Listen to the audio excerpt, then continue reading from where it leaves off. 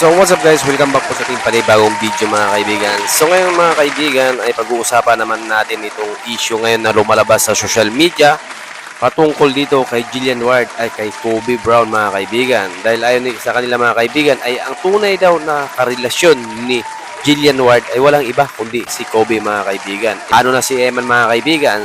So bago natin simulan mga kaibigan, I hope nakasubscribe kayo at huwag niyo po kalimutan i-hit ang notification bell na sa ganun ay ma-update kayo sa ating mga bagong video.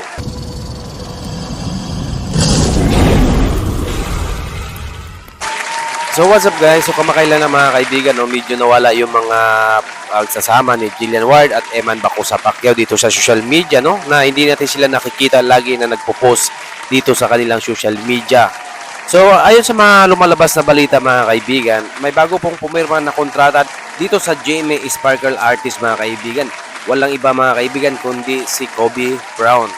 Ayon naman dito sa interview ni Kobe Brown mga kaibigan ay talagang gusto niya ito makasama si Jillian Ward dito sa isa sa mga teleserye o sa drama series mga kaibigan na makasama niya sa trabaho. So, ito yung pag-uusapan natin ngayon mga kaibigan dahil marami po ang kumakalat sa social media mga kaibigan. Ang tunay daw na boyfriend ni Jillian Ward ay si Kobe Brown mga kaibigan. Alam mo mga kaibigan, marami talagang nangunguna mga kaibigan.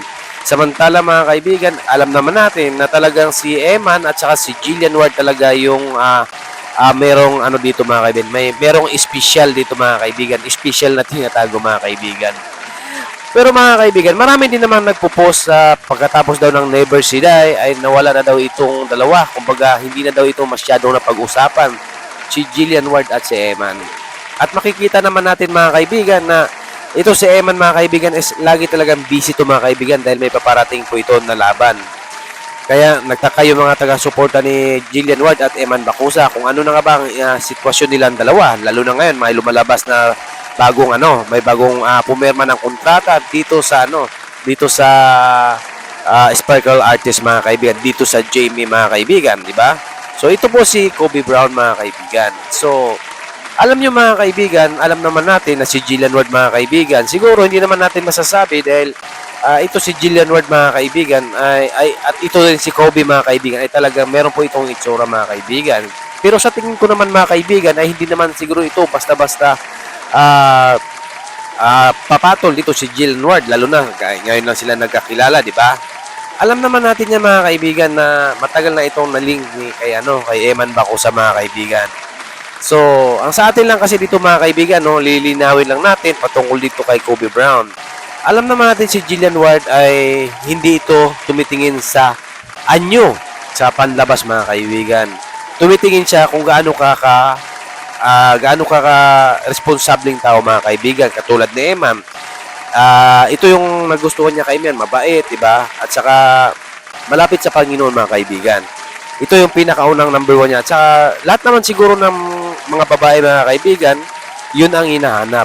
So, meron kasi mga lumalabas dito sa post mga kaibigan ay yung bago daw niyang si Kobe Brown. Samantala mga kaibigan, wala pang confirmation na talagang sila mga kaibigan dahil bago nga ito si Kobe mga kaibigan, di ba? Kaya napaka-imposible po ito na ito yung bagong ni Jillian Ward. Grabe naman. Paano naman si Eman ito mga kaibigan? Parang nasasaktan na ito si Eman mga kaibigan. Alam naman natin na talagang ito si Eman Bacosa mga kaibigan, talagang ito talaga ang tunay na nagmamahal kay Jillian Ward. Kaya siya lang naman talaga ang umamin na may gusto talaga siya dito kay Jillian Ward mga kaibigan. Siguro mga kaibigan sa ngayon kasi parang tinatago yung yung relasyon mga kaibigan, pero mapipil natin o makikita natin na sa kanilang dalawa pag nagsama parang talagang masaya itong dalawa mga kaibigan at parang walang problema. Ayon pa sa mga sinasabi dito ni mga kaibigan, ang sinabi lang naman dito ni Kobe Brown mga kaibigan ay talagang gusto niya itong makatrabaho si Jillian Ward, di ba?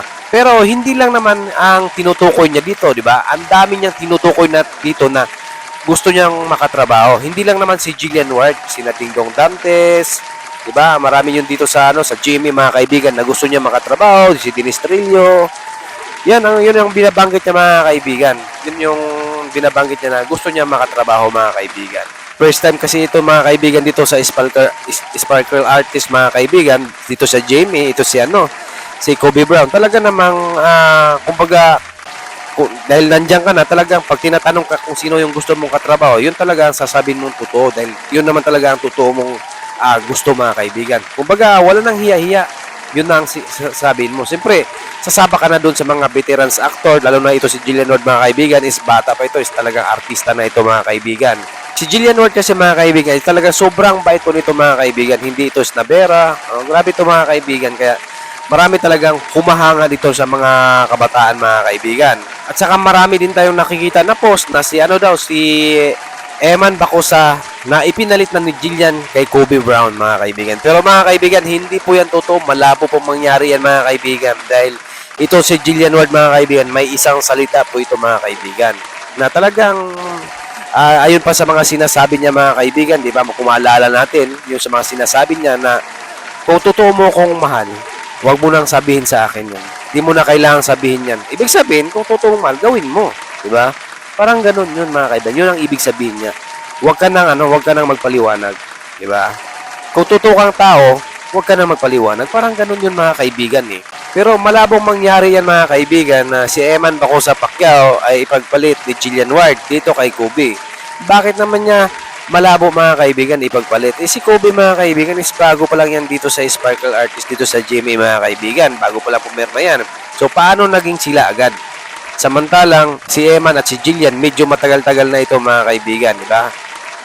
So, marami talaga ang lumalabas sa social media na parang ganun ang mangyayari, na parang wala nang jailman. Pero, alam niyo, mga kaibigan, kahit sabihin natin na medyo hindi sila lumalabas ngayon dito sa social media, mga kaibigan, dahil busy po sila. Meron pong laban si Eman Bacosa Pacquiao na paparating, kaya lagi po itong nag-iensayo.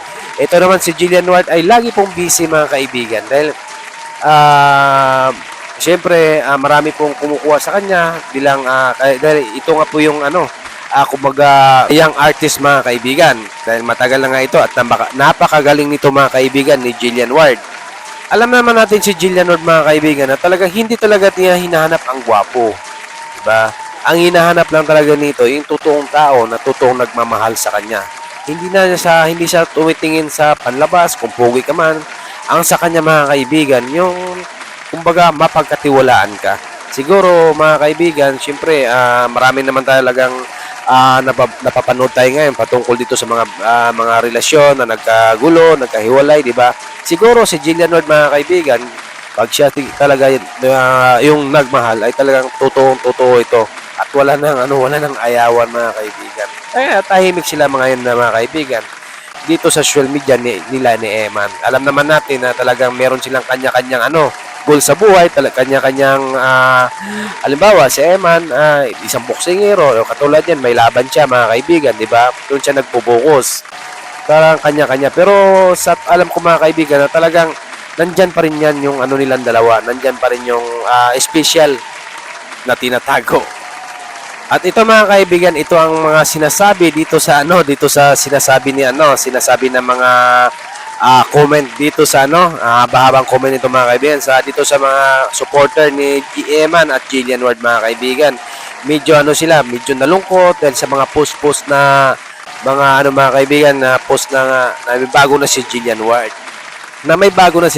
Pero hindi naman totoo yan, mga kaibigan. Malabong mangyari yan, mga kaibigan, di ba? Ito ang sinasabi dito, mga kaibigan. Huwag tayo manghusga. Ang gawin ni Idol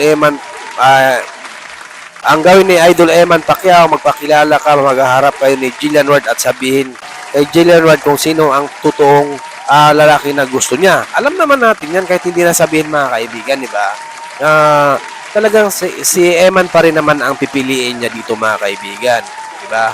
Kasi alam naman natin medyo matagal na itong nakaling si Jillian Ward dito kay Eman, at si Eman naman ay talagang believe din ako dito kay nagsasabi rin talaga to ng totoo kung ano yung naramdaman niya dito. Ayun pa dito, mga kaibigan, kung ganoon may pag-asa pa manligaw si Kobe kay Jillian Ward dahil wala daw itong inaamin si Eman. Wala daw itong wala daw inaamin na hindi daw sinasabi, samantalang yung doon pa lang sa kay mga kaibigan, doon pa lang sa kay doon pa lang sa kay inaamin na ni Eman Bacosa na talagang si Jillian Ward yung gusto niya mga kaibigan. Doon pa lang kay Tito Boy Abunda doon sa interview ni Eman mga kaibigan. Yun mga sinasabi kasi yung iba dito mga kaibigan dahil hindi daw ang big guy daw ni Jillian Ward ay hindi daw si Eman, kundi si Kobe Brown mga kaibigan. Ay talaga namang kung paano nagkaroon ng big guy si Eman paano nagkaroon ng big guy kung paano nagkaroon ng the big guy si Jillian Ward samantalang hindi pa sila magkakilala ni Kobe Brown mga kaibigan, di ba? Noong nakaraan, yung last month, hindi pa sila nagkakilala. So paano naman masabi na siya, di ba? Dahil matagal na itong issue itong the big guy ni mga kaibigan ni Jillian Ward mga kaibigan. Ito pa, ngayon na-viral na ang video. Sasama pa kumain pamilya ni Jillian Ward. Lagi daw nagla-like si Kobe Brown dito sa nanay ni Jillian Ward pag kumakain yata sila dito mga kaibigan, di ba? Dahil ito mga sinasabi nila mga kaibigan. Idol Eman Bacosa Pacquiao, sayang wala kang sinasabing totoo na mahal mo si Jillian Ward. Wala nang sinasabi. Totoo ba? Wala sinasabi. Samantalang kahit di naman natin sasabihin mga kaibigan, alam mo, hindi naman common sense ka mga kaibigan. Di ba yung post nga ni Eman Bacosa doon sa TikTok niya, di ba? GW Heart, di ba? Ano ibig sabihin nun? Jillian Ward. Iyon mga kaibigan, nagpapahiwatig na yun mga kaibigan.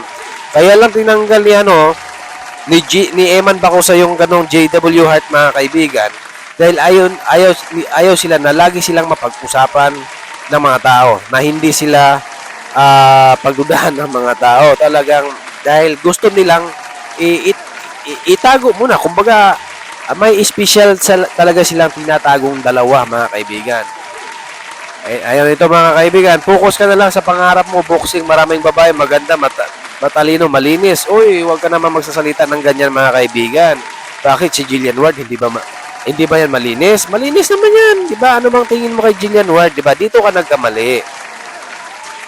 Di ba? Marami daw babaeng malinis. Ibig sabihin, ano pala to, may patama pala to kay Jillian Ward. Nako, wag naman ganun mga kaibigan, ha.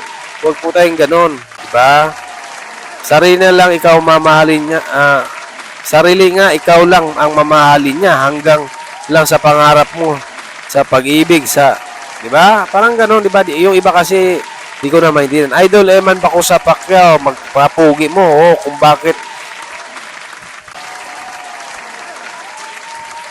kung alam na nga iba, ito, dugtong to ha. Idol Eman Bacosa Pacquiao, gwapo po sa isang tao, maka-Diyos, maka-tao, pero kung mabuti ang isang tao, mistiso, gwapo, pero ang ugali naman maitim pa sa pangit. Idol Eman Bacosa Pacquiao, saludo ako sa iyo, kaya gwapo mo, mabait, di ba? Iba yung di ba? Shortcut na. Ang ibig sabihin dito mga kaibigan, kahit naman pangit yan o magwapo mga kaibigan, di ba? At least, kahit maitim ka, kung hindi ka naman gwapo, kahit ano ka pa dyan, basta mabuti naman yung kalooban mo mga kaibigan. Yun yung isa dito sa pinakamaganda na gusto ni Jillian Ward mga kaibigan. Ito pa, maka-Diyos, makatotoo, matalino, swerte ang babae sa buhay mo. Kung sino man siya, ikaw lang ang alam. God bless you, Idol Eman. Ayun, ito yung pinakamagandang mga kaibigan, di ba? Ito yung pinakamagandang sinasabi dito mga kaibigan. Talaga namang ganun. Hindi naman talaga basta-basta bibitawan to ni Jillian Ward mga kaibigan. Ito si Eman Bacosa Pacquiao mga kaibigan.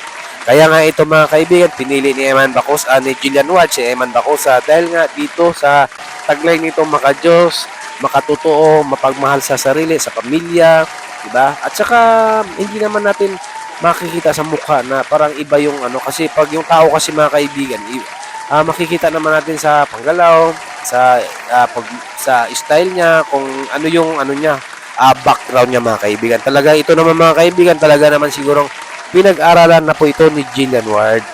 Kaya naman sinasabi niya dito kay Eman mga kaibigan na pag totoo ka, hindi mo na kailangang magpaliwanag sa akin, di ba? Yun ang pinaka-the best na pagandang maano natin, marinig mga kaibigan. 'Di ba? Dahil nga sa ano dito ni Jillian Ward mga kaibigan, dahil nga dito sa mabait din naman si Jillian Ward dito kay Eman mga kaibigan. Talaga namang napakaraming pleasing na dumating dito kay Jillian Ward mga kaibigan. Ito mga kaibigan, kamakailan lang napabilang si Jillian Ward sa judging panel ng The Class 10 2026 na ipinalabas sa GMA Network noong May 10 mga kaibigan. Medyo late na tayo dito. Pero bilang star of the new gen, hinangaan ang kanyang pagiging critical at matalas na panghusga sa mga kalahok na may edad 14 hanggang 19. Ito ang patunay ng kanyang pagkakilala bilang isang respetadong artista sa industriya. Yan, napakagandang ano nito mga kaibigan, no? Napakagandang pakinggan mga kaibigan.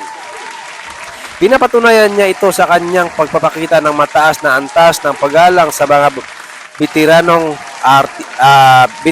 artista, patuloy na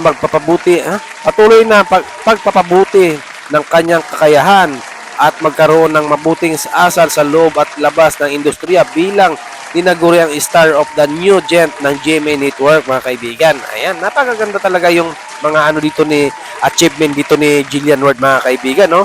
Nakamit na niya ang maraming parangal at pagkakilala tulad ng German Moreno Youth Achievement Award at pinakamahusay na aktres at iba't ibang gawad na pagpapatunay ng kanyang galing at dedikasyon sa signing. Hindi lamang kilala sa kanyang husay at pag-arte, siya ay itinuturing na huwaran at inspirasyon ng marami, lalo na mga kabataan dahil sa kanyang sipag, katapatan at kakayahang balansin ang kanyang karera at pag-aaral, di ba? Dito pala mga kaibigan, talagang mapabilib ka talaga dito sa ano ni Jillian Ward mga kaibigan, no? Kung paano niya ito nag-aaral pa tapos isinibay pa yung itong pagiging artista, di ba? Bukod dito, marami rin ang humahanga sa kanyang pagiging maraming gawain mula sa pagkanta at pagsayaw hanggang sa pagpatakbo ng sariling negosyo. Ito yung pinakamaganda mga kaibigan dahil may negosyo talaga ito si Jillian Ward mga kaibigan. Napagpakita ng kanyang talino at pagsisikap na matagumpay sa iba't ibang larangan. Ang kanyang mabuting ugnayan sa kapwa artista, tagapagpalabas at mga tagahanga ay nagpapatibay sa kanyang posisyon bilang isa sa mga pinakamagalang at pinakamamahal na artista sa kasalukuyang panahon. Yan mga kaibigan, di ba? Ito kasing maganda talaga yung nakuha ni Jillian Ward dito na achievement. Marami talaga siyang ikaw ba naman mga kaibigan bilang kabataan pa talaga namang inano niya ito mga kaibigan, talagang kumbaga ito yung pangarap niya mga kaibigan, di ba? Kasi minsan lang dumaan sa tao mga kaibigan dahil sa iyo na tapat. Talagang sulitin mo na to mga kaibigan kung ano yung kaya mong dapat gawin dito sa industriya, dito sa showbiz mga kaibigan. Kahit sa sino naman siguro mga kaibigan ay talagang gagawin mo talaga ito mga kaibigan dahil ito po yung kahit sino namang mga tao mga kaibigan talagang nangangarap na magiging artista, di ba? Kaya napakaswerte po ni Jillian Ward dito mga kaibigan at saka ni Eman Bacosa Pacquiao mga kaibigan. So isa lang masasabi ko dito kay Kobe Brown at saka kay Eman Bacosa mga kaibigan. I think mga kaibigan, hindi po ito papatulan basta-basta ni Jillian Ward si Kobe mga kaibigan. O hindi tumitingin si Jillian Ward sa panlabas ng anyo mga kaibigan. Tumitingin siya kung ano yung naramdaman mo, kung ano yung totoo mong kulay, kung ano yung totoo mo dito sa pagkatao mo. Yun po yung gusto na ni Jillian Ward na sa tao mga kaibigan.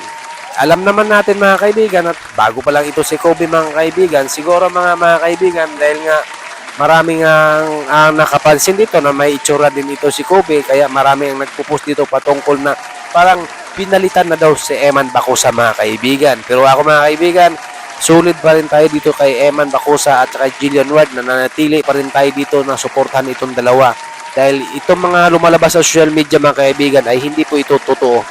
Ay isa lang po ito sa nagpapaano, kasi ayun nga sa mga sinasabi nila mga kaibigan, no, dahil after daw na matapos Yung Never See Die mga kaibigan ay talagang si Eman at saka si Jillian Ward talagang tahimik na tahimik dito sa social media na parang wala silang kumbaga parang wala silang ano mga kaibigan, hindi sila lumalabas.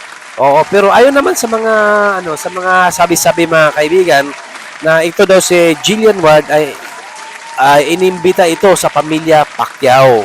Yan mga kaibigan. Inimbita ito sa pamilya Pacquiao para meron silang pag-usapan. Kumbaga, siyempre, close na rin kasi itong mga anak nila mga kaibigan at saka yung mga parents ni Jillian Ward. Inimbita daw ito ni pamilya Pacquiao mga kaibigan. Ito yung magandang balita yung mga kaibigan kung totoo man yun. Kasi ito yung nababasa ko dito sa social media na imbitado daw ang pamilya ni Jillian Ward dito sa di natin alam kung anong event ito na meron dito sa pamilya Pacquiao mga kaibigan, no? Kung anong merong event, di ba? Hindi naman siguro ito patungkol dito sa patungkol dito sa kumbaga patungkol sa relasyon, sa estado ng relasyon ng dalawa. Baka ito siguro mga kaibigan dahil nga napakalapit na nitong dalawa si Eman at sa Jillian Ward at saka kilala na rin saka close na rin siguro yata yung pamilya nila. Kaya kung may event yung pamilya ni Eman, side niya, talaga namang iniimbita talaga niya dito ang pamilya dito ni Jillian Ward. Diba? Napakagandang balita po ito mga kaibigan dito sa kay Eman at saka kay Jillian Ward. Talagang sulit pa rin po talaga silang dalawa kahit naman hindi na sila ganong active. Pero alam nyo ba mga kaibigan, busy lang sila kaya hindi sila active mga kaibigan. Siyempre, may kanya-kanya silang kumbaga, dito sa showbiz, mga kaibigan. Alam naman natin si Eman Bacosa, mga kaibigan, talagang sobrang busy siya kasi boxing at saka sa showbiz siya ngayon, mga kaibigan. So, yun lang po yung pag-uusapan natin, mga kaibigan, no? Patungkol dito sa kay Kobe at saka kay Eman at saka kay Jillian Ward. Ayan, nandito pa rin tayo para suportahan si Jillian Ward. Yung mga nagpo-post yan, mga kaibigan, ay huwag po kayo maniniwala dyan dahil nako, malabo po yan talaga mga kaibigan. Malabo po yung mga sinasabi nilang pinalitan na daw si Eman ni Kobe, di ba? Malabo mangyayari niyan mga kaibigan, kaya sulit pa rin tayo. Bahala kung anong sasabihin nila. Andito pa rin tayo para sumusuporta dito kay Eman Bacosa mga kaibigan. At saka kay Jillian Ward, andito pa rin tayo para sumuporta sa dalawa mga kaibigan, Eman at saka kay Jillian Ward mga kaibigan.